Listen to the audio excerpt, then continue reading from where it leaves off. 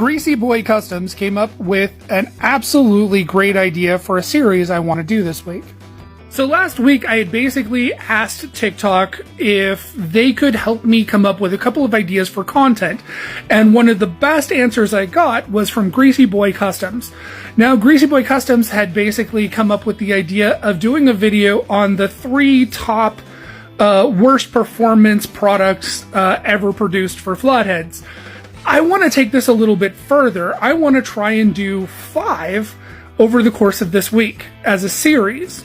So if you know of any products that are currently being put out or were put out back in the day, I'm preferably looking towards pre-1950s kind of Flathead related performance parts that are honestly just snake oil. So right now I have an idea of about 3 different products that I want to do. But if you have a product that's pre-1960 for a performance part that was 100% bull, then leave it in the comments so that I can do a little bit of research on it. If it makes the grade, I'll do a video on it. But today I want to talk about a performance upgrade that was actually released in the late 1930s. It was released by a company called Typhoon Superchargers.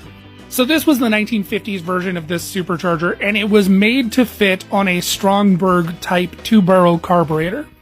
It's funny because I always see these come up on Facebook groups as a for sale item because more than likely some idiot paid way too much for it, put it on their car, and then realized that it's actually completely full of shit.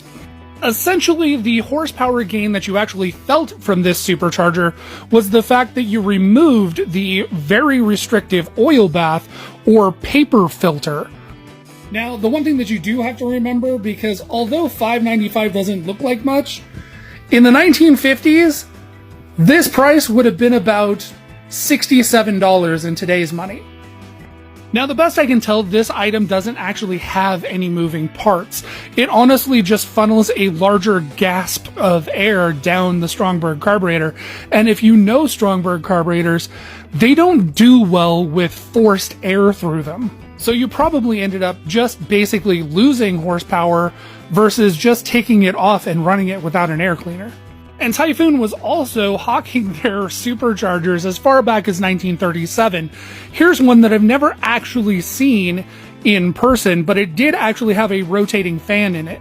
And in 1937, it would have cost about $277.